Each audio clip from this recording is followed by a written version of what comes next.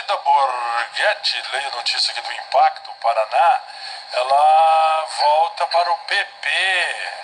O PP, e diz que vai ser candidata a governadora pelo PP. PP é o seu partido?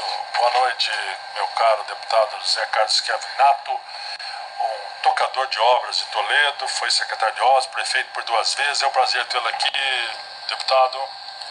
Boa noite, Jorjão. Boa noite, Luizinho. Satisfação estar aqui no teu programa para a gente poder conversar um pouco aí do nosso trabalho na Assembleia Legislativa, poder falar das ações de governo, né, no Oeste do Paraná e do trabalho lá do Parlamento. Muito agradecido aí pela participação. Cida Borghetti, companheira, né, de partido, teve esse período aí que envolveu o processo, logicamente, ali da sua eleição a vice-governadora junto com o governador Beto Richa, se ausentou por um período aí do PP, agora retorna. Muito bem-vinda, sem dúvida uma pessoa que tem um carisma na política paranaense, muito bem-vindo o seu retorno e fortalece o Partido Progressista, colocação dela, né, como uma possível candidatura aí no futuro ao governo do estado.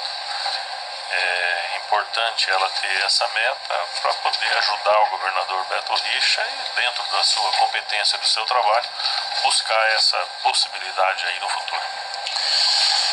Daqui a pouquinho a gente vai conversar mais com o Schiavinato, vamos falar sobre o Hospital Bom Jesus, vamos falar sobre pedágio, vamos falar sobre outras ações aí. Vamos deixar aquecer um pouquinho as turbinas aqui. O Luizinho demora um pouquinho, Zé, para pegar no tranco. O Luizinho demora um pouco. Mas ele é novo. É novo, guri ainda, tem futuro. Piazinho. Pra quem gosta de música sertaneja, tristeza aí, morreu agora por volta de 15 horas o cantor Chico Rei, da dupla Chico Rei Paraná. Aí a imagem do Chico Rei, estava com a família em férias em Maceió e ele faz hemodiálise e foi fazer lá em Maceió e ele acabou tendo um sangramento da fístula. Tentaram estancar, mas ele sofreu uma parada cardíaca. Tem um clipezinho aí pra gente rodar? Vou mostrar aí o clipezinho aí, o Canidia. Vamos, roda aí. Então tem que enforcar o Canidia, né? Porque mesmo que tem a foto, né? Chico Rei, então da dupla Chico Rei Paraná, faz muito sucesso, né? Essa dupla aí é uma dupla. Te dei meus olhos, minhas mãos, te dei meu corpo. E pra dizer que te amo. Tá aí, ó. Essa música é linda, inclusive.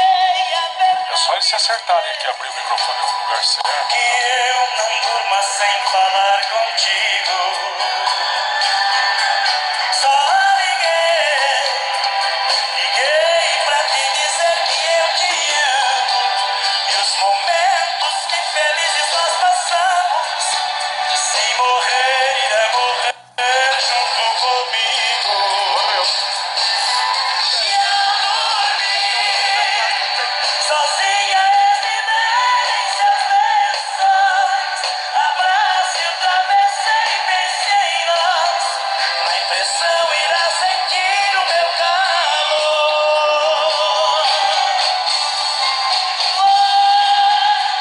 Agora já te ouvi, posso sonhar. Então é isso aí. Morreu o Chico Rei, que tá ali de óculos, né? Era uma bela dupla, né, Luizinho? Bela dupla. E eu, com a minha voz, parecidíssima com a dele, viu, Jorge? Cadê esse que tava cantando aí, ó? A primeira voz.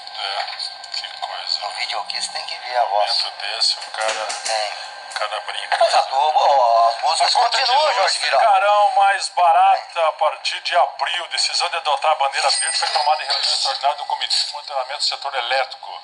É que eles põem tanto imposto, tanto que eles ficam Bandeira verde, vermelha, eu nunca sei o que nós estamos pagando. Minas Energia diz que serão desligadas 20 usinas termoelétricas, 15 a mais que as 7 usinas anunciadas no início do mês. A partir de abril será implantada a bandeira verde, então vai diminuir, tá? O Zé Schiavinato tem uma questão que você conseguiu convencer o governador, né, Zé? Que eu vi aqui, ó, o governador do estado do Paraná artigo 1º, fica introduzido o regulamento do ICMS, aprovado o decreto de 28 de setembro, alteração à linha tal esteja localizado fora da zona urbana do município, exceto apresentar alternativamente comprovante de pagamento de ITR, imposto do território rural, declaração de não incidência de imposto predial, declaração de aptidão, esse decreto tá aqui o decreto, que é assinado pelo Carlos Alberto Richa, governador do estado, e o secretário-chefe da Casa Civil, o Eduardo Francisco Ciarra, e o Mauro Ricardo Machado Costa, secretário de Estado da Fazenda. É a não cobrança de ICMS sobre energia para propriedades rurais, é isso? Vamos sintetizar esse decreto, Jorge. Foi uma ação do parlamento, junto com o governador, vários deputados envolvidos nessa conquista, né, os deputados da base, onde, resumindo, a Copel, obedecendo o decreto 1600, uma interpretação desse decreto, passou a cobrar agora, nessa última conta do produtor rural, da propriedade rural onde tinha uma residência, por exemplo, e um aviário, lançou ICM, 29%.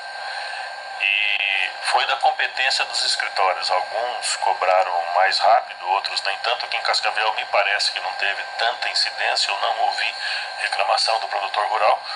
Toledo, muita reclamação, na região norte do Paraná, bastante reclamação, porque nunca se pagou ICMS. Desde quando o ICMS passou a pagar 29%. E um trabalho feito lá no parlamento para que voltasse, retrocedesse nessa decisão aí da Secretaria da Fazenda junto à Copel.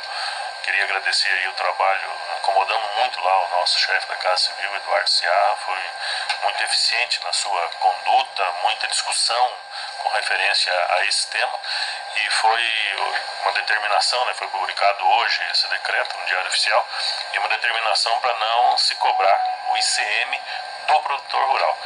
E o que é importante é que houve uma conquista, e esse crédito tem que ser dado ao deputado Hélio Lino Rusch, uma conquista, um trabalho que ele iniciou e nós apoiamos ele lá.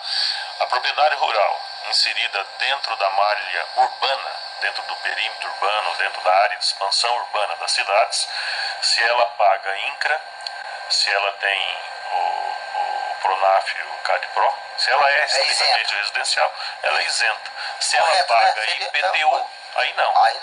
E o que é importante também, por exemplo, quem tem uma chácara, né, próximo da zona urbana, ou mesmo distante da zona urbana, se é uma chácara de lazer, passa a pagar como contribuinte urbano.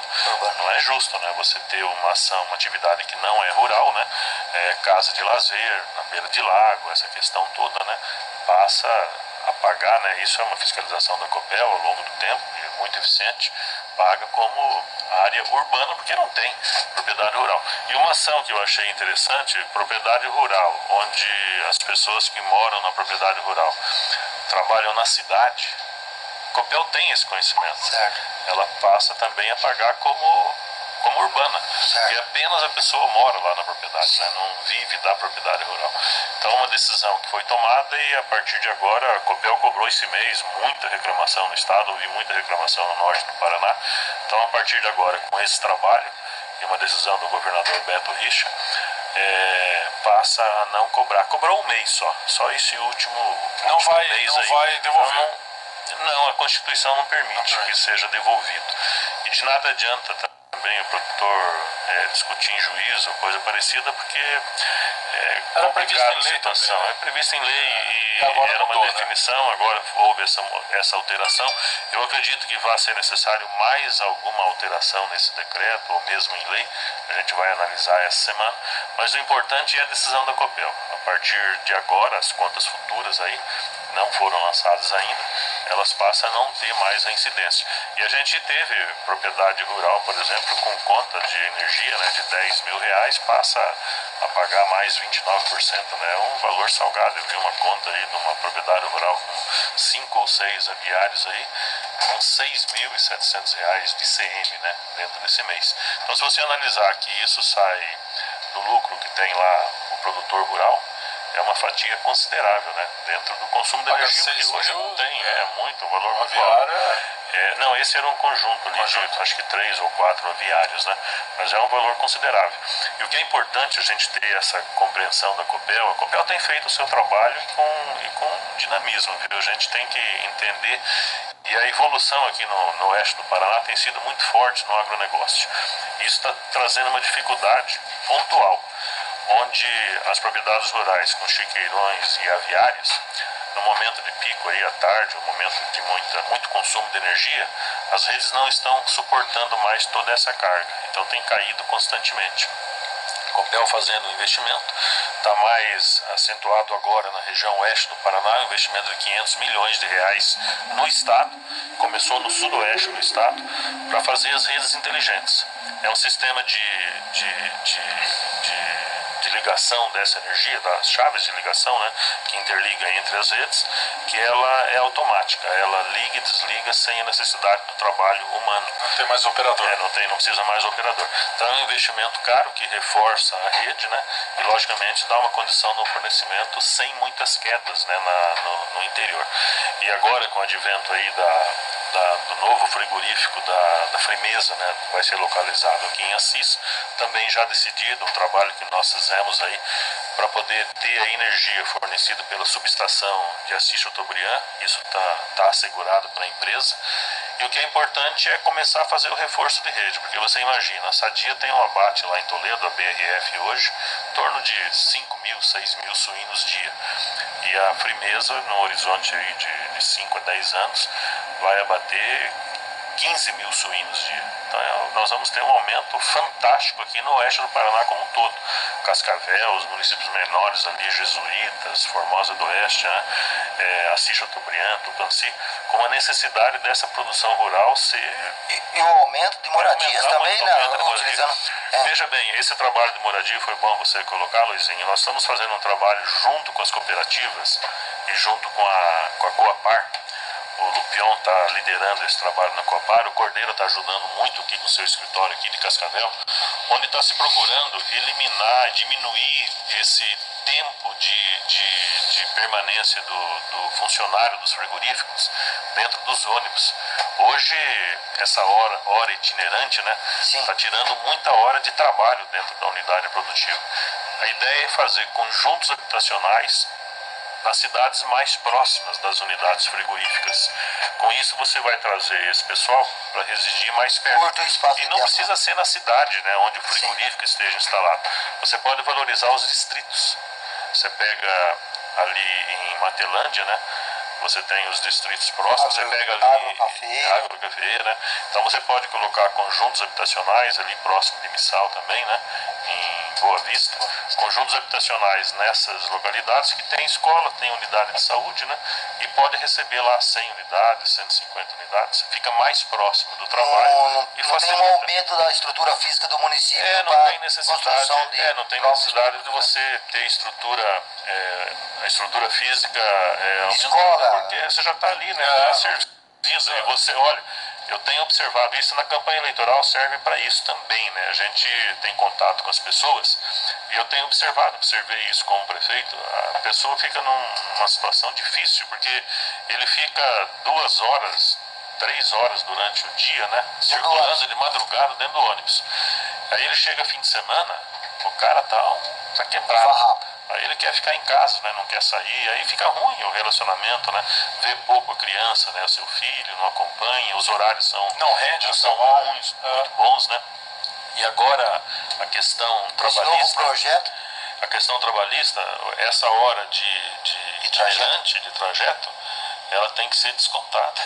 Então, no momento que ele embarca no ônibus, está contando a sua hora de trabalho. Então, quanto que não custa isso, né, para o setor produtivo?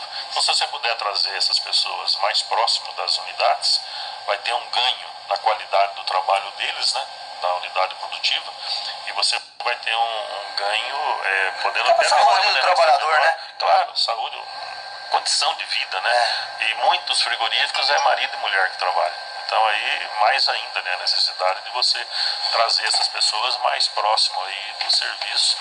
Esse trabalho está sendo feito pela Coapar. utilizando aí essas parcerias, né, junto com as cooperativas, e realmente vai acontecer várias unidades aqui no Oeste para poder minimizar essa dificuldade aí do trabalhador. Olha, como o Escavinato está falando de zona rural, de propriedade rural, a Tátila Pereira dá uma contribuição para a gente aí, mostrando a situação aqui das estradas da nossa zona rural. Diga lá, Tátila. Olá, Jorge, boa tarde, amigos do EPC. O sol saiu agora no meio da tarde, mas não está fazendo a mínima diferença aqui na estrada da comunidade do Alto Alegre, em Cascavel. Como dá para perceber aqui, a dificuldade é grande, a gente está exatamente no meio de um atoleiro aqui, pessoal subindo ali a pé, tentando subir, né? Agora há pouco a gente pegou alguns carros atolando aqui nesse lugar e o pessoal, os moradores, acabaram chamando a gente, né? O Generê tá aqui do meu lado até para a gente conseguir explicar toda essa situação. Toda vez que chove é assim? Cada vez que chove é essa situação aí, a gente fica com o carro encaiado aqui, tem que pegar trator para poder sair, a gente sai todo dia para trabalhar, a gente trabalha na cidade e a situação tá cada vez pior. Daqui uns dias nem de avião não vamos sair mais daqui, tá? De ontem pra cá, quantos veículos atolados? Ah, não tenho nem ideia. Ontem da tarde que nós fomos aqui tinha 3 atolados aqui. Hoje de manhã que nós voltamos para ir pro serviço de novo, tinha mais 3, 4 aqui de novo. E agora, como vocês viram agora há pouco ali, estavam uns quantos carros também atolados aí. Essa situação é que tá cada vez pior. Respostas do município. A resposta é só promessa. Ultimamente, cada vez que a gente vai lá, esses prometem, a gente já foi várias vezes lá, conversamos com o pessoal de lá, a prefeitura, secretário e tudo, e só na promessa nós estamos vivendo, infelizmente. Então, obrigada pelas suas informações, viu? Essa região aqui, ela começou a ser povoada há mais ou menos uns 20 anos e aí essa estrada foi liberada. Só que, como você acompanhou, né, segundo os moradores, cascalho nunca foi visto por aqui. Tátila Pereira para o EPC. Obrigado, Tátila. Almir, meu querido, deixe de ficar só indo para Sede Alvorada, vem por lá de cá um pouquinho. É pro outro lado. É pro outro lado. Tem Gramadinho, tem Jacata da Borda, tem Neste São João. domingo tem clássico da soja. Eu e o Zé, que nós já postamos aqui, eu dei um de lambuja pra ele. Você lembra? Olha aí. Você lembra quando O Oeste Paranaense vive uma grande expectativa.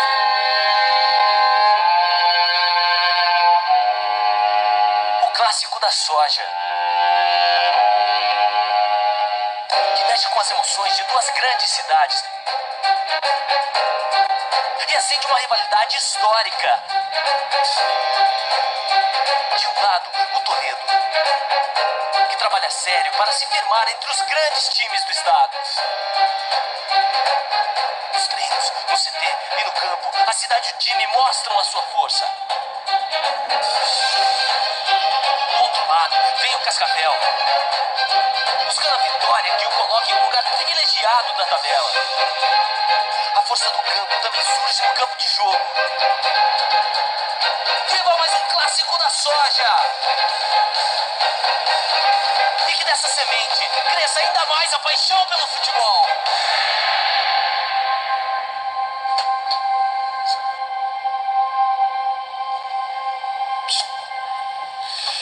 Zé, quer fazer uma apostinha aqui, não? Paralela?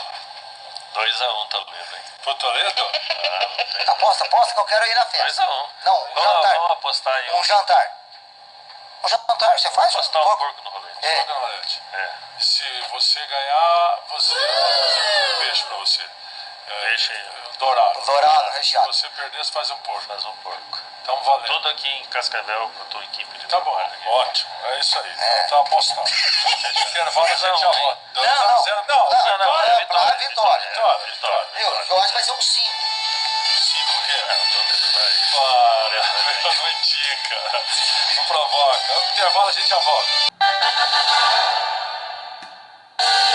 Voltamos ao nosso EPC. Olha, o ex-deputado estadual e suplente deputado federal Osmar Bertoldi, do DEM, já está no Complexo Penal de Pinhais, na região de Curitiba. Ele foi preso em Balneário Camboriú quando andava na rua por policiais militares de Santa Catarina e policiais federais.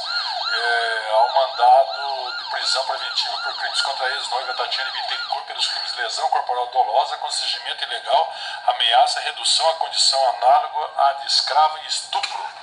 Com a cabeça raspada, Bertoldi chegou acompanhado do Cláudio Daledoni, seu advogado. Tá preso. Mas olha, coisa... E teve na Câmara já nesse mandato, no lugar do Francisquini, né? Que assumiu a cadeira quando o Francisquini, secretário de Segurança, voltou à Câmara e ele deixou de ser deputado federal.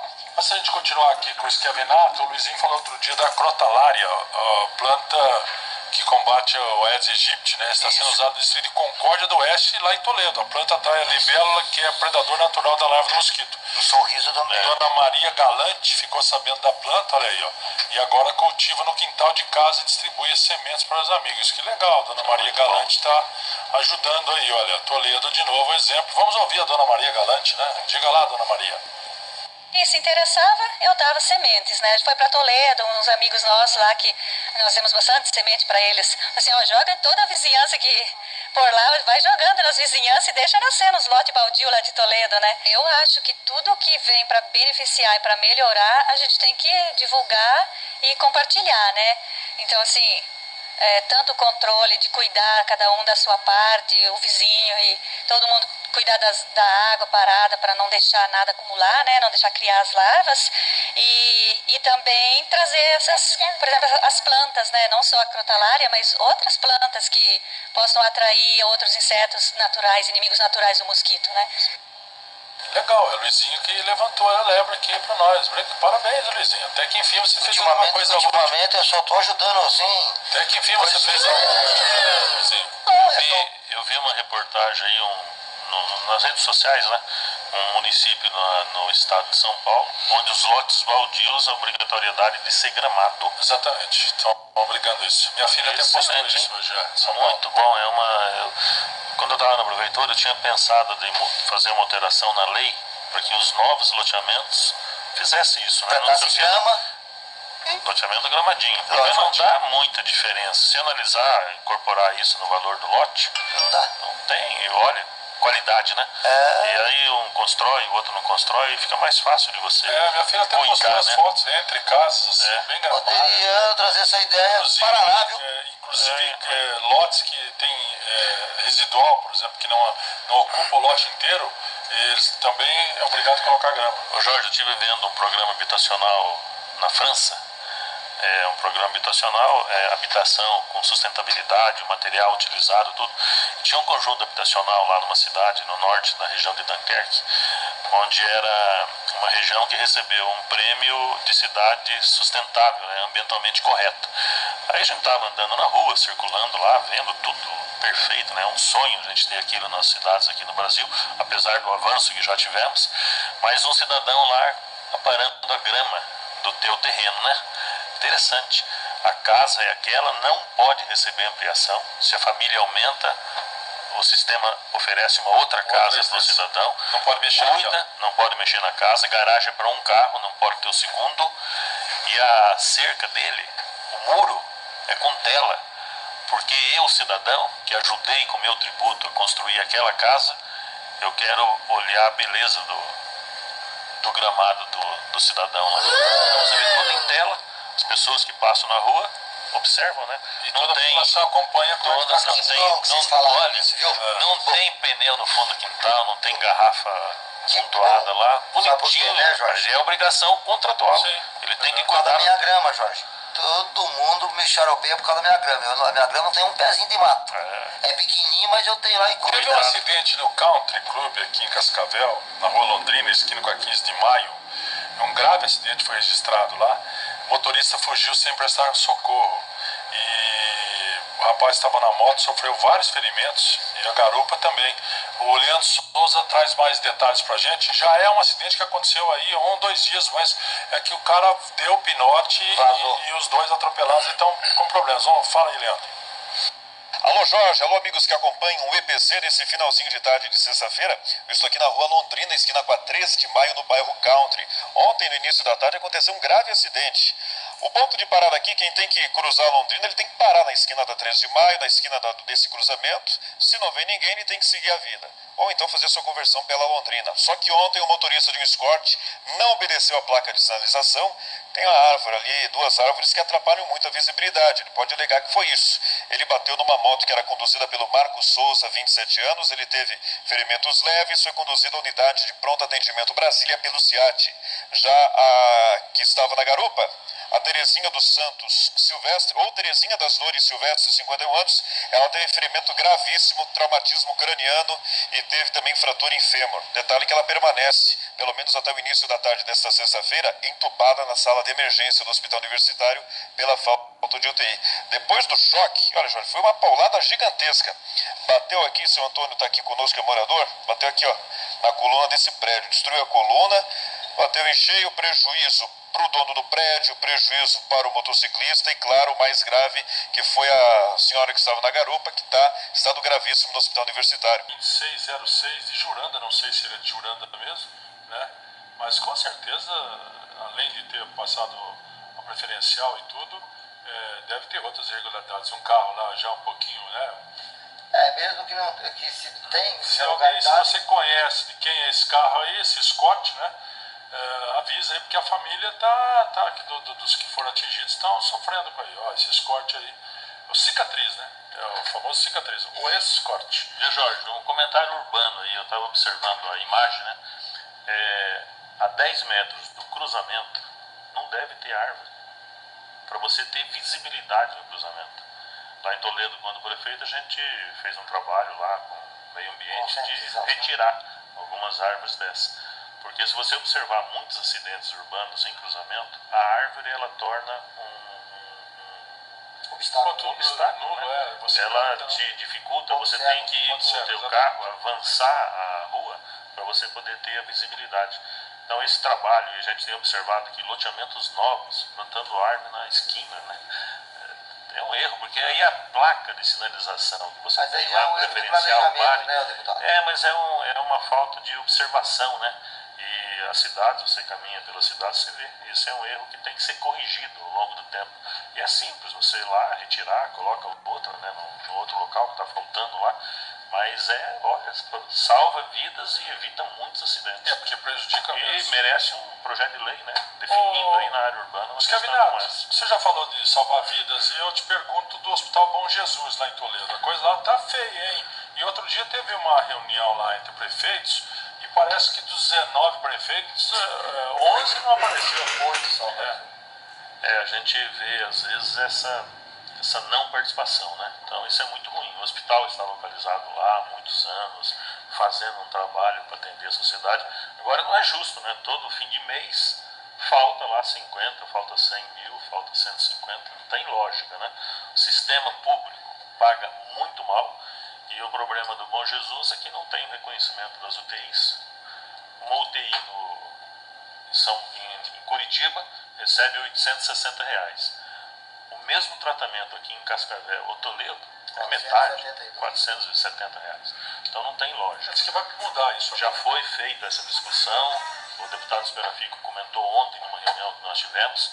Até terça-feira deve sair a decisão do ministro, os deputados federais aí da região aí estão todos fazendo esse trabalho para que haja esse reconhecimento. Aí vai conseguir equilibrar o recurso que falta.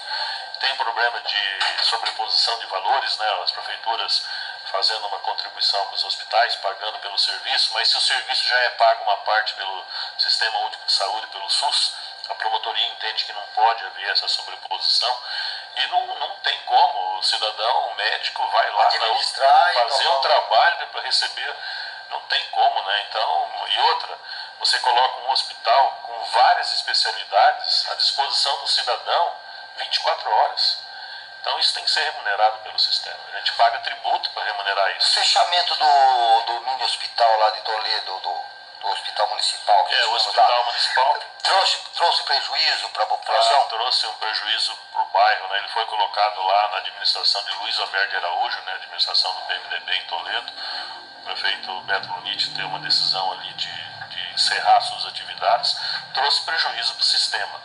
Quando foi implantado a UPA, no programa que nós iniciamos, né, entregamos a obra, o prefeito Beto conseguiu colocar em funcionamento nos primeiro ou segundo ano do seu mandato, mas o programa e o projeto inicial era de você ter o hospital regional com duas opções: ou ele ser um hospital voltado à criança, para poder atender gestante e criança, ou transformar também numa UPA, né? Uma UPA Certo. poderia ser uma UPA pediátrica, né? Esse era o programa, esse era o projeto. Houve uma alteração aí e logicamente a sociedade ela sentiu, porque era num bairro que tem uma população concentrada, uma população muito grande, e as pessoas tinham o costume, né, de se dirigir àquela unidade e receber o teu atendimento. Logicamente, com esse fechamento trouxe um desequilíbrio e logicamente um transtorno muito grande para a E comunidade que acarretou mora ali também no... a maior fluxo no Bom Claro, e Jesus, aí né? o Bom Jesus ele passa a ter que atender um número maior de pessoas. Eu tinha o costume lá junto com o Lúcio, né, meu vice, a gente ia no hospital 2h30, 3 da manhã, né? Vários Viu o atendimento? a gente acompanhava isso lá e ia mesmo, né? Eu cheguei aí no hospital, ia entrar e sair, ficar lá algum tempo, ninguém me vê que eu estava lá, né? Eu estava lá como um cidadão, né? E a gente observava o que acontecia, né? Para poder chamar atenção, regular alguma coisa. E é preciso ter essa postura. Agora, a unidade, aonde ela estava localizada, e vai voltar, acredito eu, a qualquer momento vai voltar, é pensamento de programa de governo, do Partido Progressista, de reativar o hospital logo no início, né? É uma ação que de futuro tem que ser pensado nisso. Mas é um equipamento urbano. Portas de saúde não se fecham, portas de saúde se abrem. É o conceito. Participamos de um evento em julho de 2012, em Vitória, no Espírito Santo, um evento organizado pela Frente Nacional de Prefeitos. O prefeito Paulo Macedônio foi o grande líder dessa ação, onde discutimos com o Ministério da Saúde por 22 horas, com 22 prefeitos e vários secretários de destaque a nível nacional, discutimos a saúde pública. E muitas ações como essa, né, da abertura de novos locais de atendimento, foi uma das decisões aí da Carta de Vitória, né? A implantação do programa Mais Médico foi discutido, reduzir a alíquota de tributo do profissional que trabalha na área pública, de atendimento público, a obrigatoriedade, escola pública, 1 ano de atividade dentro das unidades públicas, remunerado, mas a obrigatoriedade dessa prestação de serviço, porque ele estudou numa escola pública. Então, a abertura das universidades, né, isso, mais universidades, você pega a Argentina, em Córdoba, grande universidade de renome internacional, ela tem 3 vezes mais alunos do que as universidades aqui no Brasil. Mas por que isso? O professor é o mesmo, você tem capacidade técnica e gerencial de poder oferecer mais vagas para medicina, né? Importante lá em Toledo, uma conquista do prefeito Beto, né? A implantação do curso de medicina de 21 de março agora se inicia. É isso que tem que acontecer. Mais oportunidade Mas aí aqui em abre o curso de Cascavel. medicina e fecha o hospital, Zé, né? Aí é E contramão. o que está sendo feito? O que pode ser feito para ajudar a situação do Bom Jesus? Olha, o Bom Jesus, esse trabalho feito aí pelo governo federal, ele já é uma ação que vai ajudar muito. Fora isso, é preciso que haja um consenso entre um termo de ajuste de conduta, né, um TAC, entre o Ministério Público e os prefeitos, envolvendo lá possivelmente o consórcio intermunicipal, para que haja um aporte de alguns atendimentos extras feitos aí pelo hospital. Por exemplo, as mulheres, as gestantes, né, elas vão muitas vezes no hospital e não está no horário, no momento de ter a criança, né? Aí ela vai no hospital, ela é atendida e volta para casa. Muitas vezes vai 2, 3, 4 vezes. E isso tem que ser liberado para ter um conforto maior para a gestante e uma proteção à criança. Agora, não é justo todo esse trabalho acontecendo e quem paga a conta? Não tem. Então, por isso que é importante que haja uma participação dos municípios para poder auxiliar essas ações. E também que os municípios, por exemplo, Marechal Cândido Rondon, a Cida do Caiá, eles tenham. Em Rondon a gente não tem cesárea acontecendo em Rondon. Acontece tudo em Toledo. Então não está correto isso. Tem que haver uma distribuição para que esses municípios também eles recebam. E aqui em Cascavel, às vezes fala saúde pública, Cascavel tem hospital.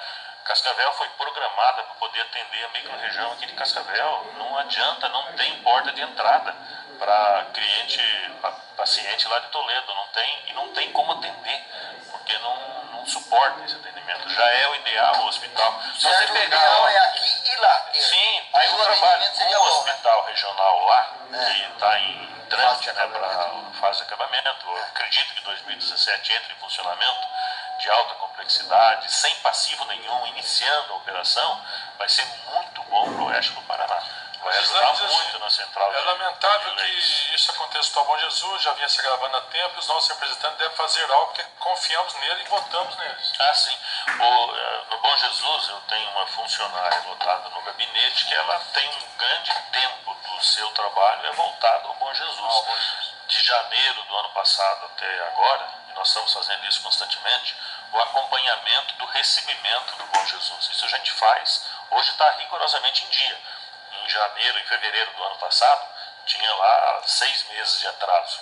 O Estado conseguiu regularizar isso. O secretário Michele Caputo é parceiro do Bom Jesus, ele defende muito o Bom Jesus, está fazendo as ações que são possíveis. Porque não adianta, tem a Procuradoria-Geral do Estado, aquilo que é ilegal, que não tem como você fazer, o aporte financeiro, não tem como fazer, não pode. Por isso que o governo federal tem que sensibilizar para poder dar essa ajuda. E com mais um pouco aí de aporte dos municípios, a questão vai ser resolvida com certeza. Olha, nós identificamos aí, o nosso CANID achou os documentos do carro lá, ó, o carro, ó, proprietário, quem que é o proprietário, lá os documentos do último IPVA, o carro está em dia, e é a Luciana Teixeira Gomes que é proprietária do carro. Não sei dizer, não posso afirmar se é ela que estava dirigindo o carro, né? Mas o carro encontra-se o nome dela. E está ali o documento, está em dia, pagamento em dia e tal, tudo certinho. Então não é tão difícil também saber quem é o dono, é só entrar lá no site do governo do estado que está lá.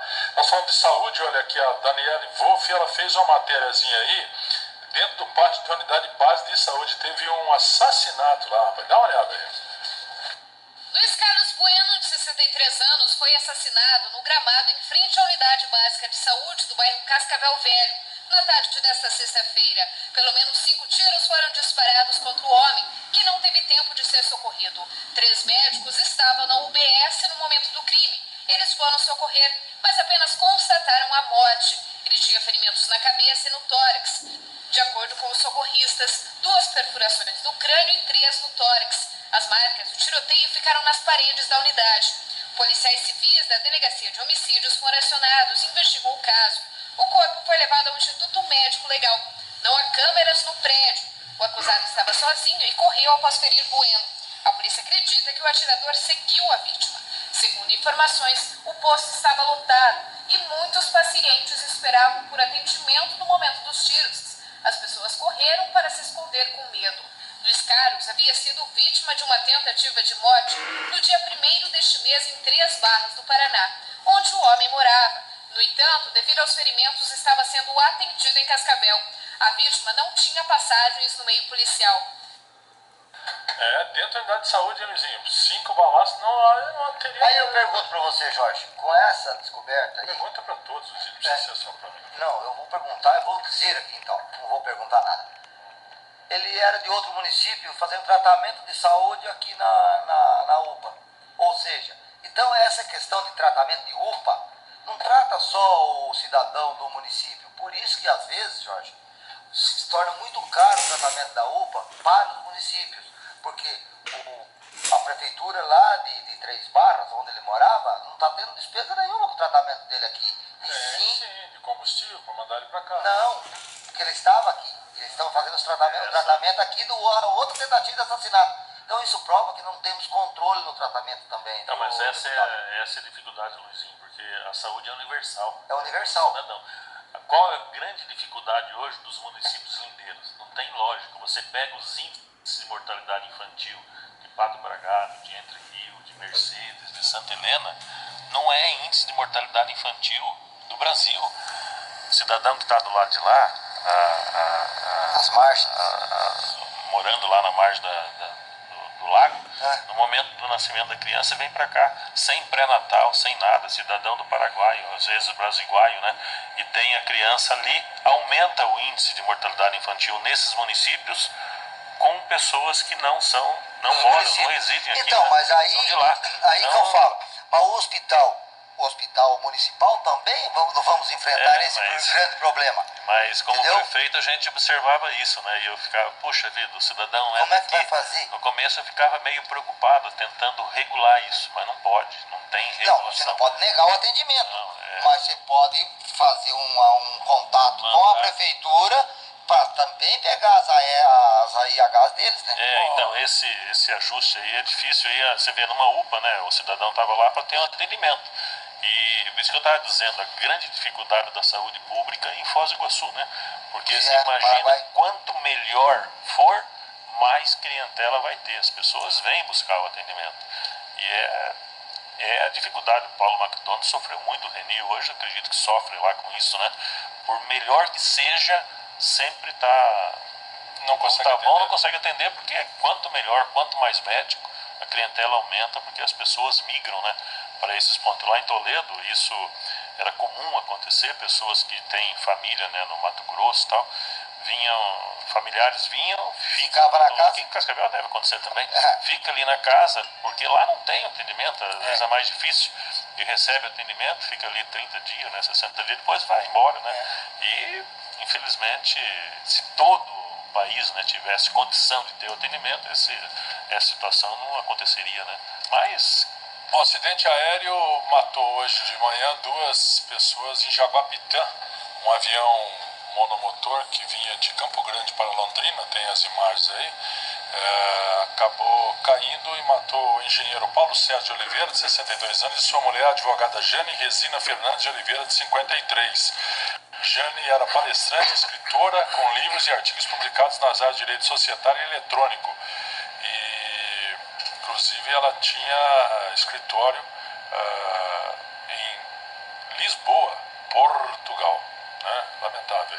Estava indo para Londrina. Vamos fazer um último intervalo. Na volta, perguntar para o Schiavinato sobre pedágio e sobre as duplicações aqui da 163, do Trevo Cataratas. A gente já volta. Voltamos ao CPC, lembrando que nesse domingo, 3h30 da tarde, no Ninho da Cobra, só que lá não tem lugar para você sentar para assistir o jogo. Se você quiser, você tem que ficar em pé em volta ao alambrado.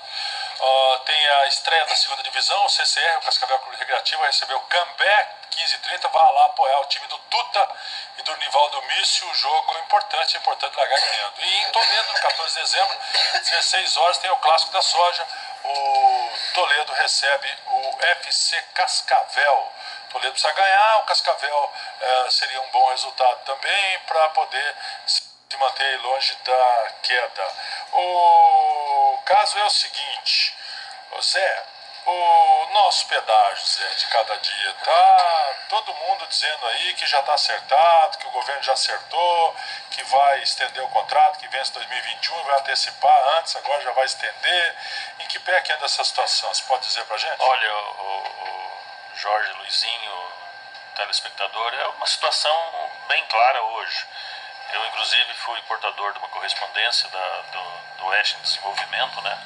O Mário Costenaro tem feito um trabalho junto com a Cassiopar, uma participação, resultado de uma reunião que nós tivemos lá em Assis Chateaubriand no último sábado, onde, nesse documento, pedia para que não se fizesse a prorrogação dos contratos de pedágio, principalmente aqui da 277, né? E a gente falou com o governador, e a posição do governador é clara. Ele disse isso aqui também em Cascavel no momento que ele esteve aqui no show rural, né? O Estado... Ele disse aqui no programa. O Estado só faz prorrogação depois de audiência pública. O Estado não quer fazer prorrogação de contrato, não é vontade do Estado. Tem que ver a posição do governo federal nas concessões aí dessas rodovias para o Estado, né, e consequentemente para as concessionárias. Agora a situação é clara. Eu sou engenheiro, eu tenho obrigação de poder exercer o meu conhecimento técnico e eu vejo uma dificuldade tremenda, uma impossibilidade de se fazer uma conta justa nas várias praças de pedágio do Paraná. Por exemplo, semana passada eu estive circulando entre Campo Mourão e Maringá. Com mais um ano está toda ela duplicada. 11,20 o pedágio que tem no trecho. Então você imagina ela duplicada, qual que seria o valor justo do pedágio a partir da duplicação? A duplicação nós já pagamos, porque vem sendo pago ao longo do tempo. vamos diminuir pela metade? É caro. Ali a 101 é 1,90. Subiu Então é caro. Então não tem como você ter uma conta que faça com que essa ação seja justa. O que eu defendo é que se termine os prazos, se façam novos contratos, né, novas licitações, rediscutindo os trechos. E vou mais longe. Defendo a tese que o Estado tem que estatizar muitas praças de pedágio, muitos trechos. Por que isso? Será que o Estado não tem competência? Como é que teve no tempo que o Paulo Pimentel fez a rodovia do Café? Como é que teve quando o Requião recentemente fez a duplicação Toledo-Cascavel? Como é que o governo federal está fazendo hoje a duplicação da 163 em 2 trechos? O sistema tem competência, é só assumir. E se o sistema gerenciar isso, ele terceiriza os serviços. Não precisa ter o caminhão lá do Estado fazendo o trabalho de tapa-buraco, ou de reperfilamento, ou de acostamento. Ele contrate esse serviço. A roçada contrate o serviço. Mas se faça o gerenciamento. Barato, né? Mas nós vamos pagar para nós mesmos. Você não vai ter a discussão do terceiro envolvendo aí, recebendo esse recurso e a gente nessa discussão. Será que é muito, será que é pouco? Não estão pagando. E por que não pagar para si mesmo e gerenciar o sistema com um sistema próprio? O presidente Então é Cassiopar falou aqui que as cooperativas e, de forma geral, o sistema agrícola aqui do Oeste Paraná paga 100 milhões de reais por ano de pedágio. Sim. Somado 25 anos, ele mesmo fez essa conta, que dá 2 bilhões e 500 mil, que 25 anos seria o tempo que iria... Só um nicho da economia. Exatamente. Eles poderiam assumir então o pedágio, né? Porque com 2 bi e meio eles faziam a Claro, então você analisa, e quando foi feito lá atrás, na administração do Jaime, né? Não tinha histórico no Brasil. Então foi feito um contrato daquela ânsia de poder fazer aquela ação toda, sem histórico. A taxa de retorno interno é abusiva hoje, né, na economia atual. E isso foi sendo pago ao longo dos anos, né, ao longo do tempo. Fomos engolindo tudo isso. Mas aí você analisa Paranaguá, Curitiba. A rodovia não estava pronta. Então não tem. Hoje, se você colocar ali, é um pedágio de manutenção. Os investimentos não aconteceram naquele trecho, nesse período. Aí você fala, não, vamos reduzir o valor pela metade e vamos duplicar a execução das obras. Então tá, nós vamos daqui 15 anos chegar em Foz do Iguaçu, porque fez muito pouco nesse período. Aí tem o degrau tarifário, então é uma situação muito difícil, né, para você gerenciar tudo isso daí. A gente tem só 2 minutos, porque nós temos a Voz do Brasil na FM, e era importante na sua visão até de engenheiro e foi secretário de obras, toda essa situação do nosso trevo Cataratas, que a gente pode até mostrar a imagem do trevo sempre, ó, como é que está.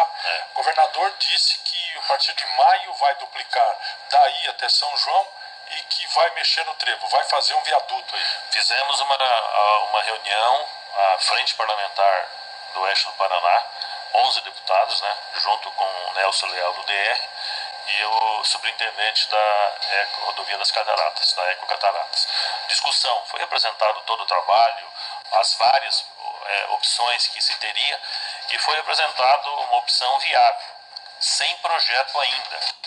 E nessa opção viável está, a partir de agora, acredito que estão iniciando o desenvolvimento desse projeto e foi comentado de que em 2016 seria iniciado esse empreendimento com degrau tarifário.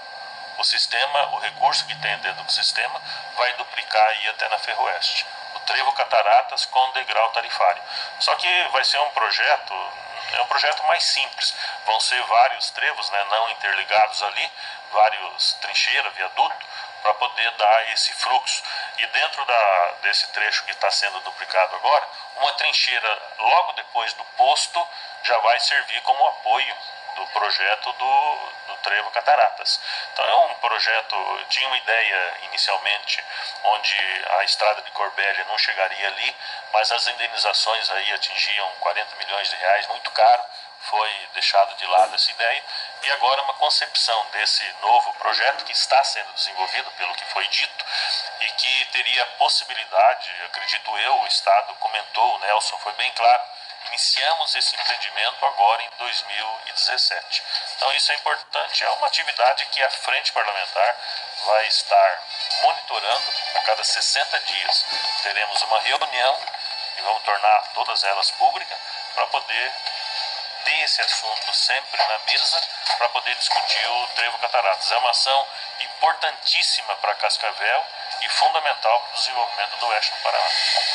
Zé, obrigado pela tua presença aqui, sempre muito gentil. E lembrar que hoje o Renato Silva recebe o título de cidadão honorário de Cascavel. O Renato, nosso abraço. Fica agora com a Voz do Brasil na FM e na KTV, com o jornal da KTV Segunda Edição. Obrigado, Luizinho. Luizinho, entrevista com o Sérgio Ricardo e o senador Roberto Requião no Bate-Rebate, logo mais 19h30.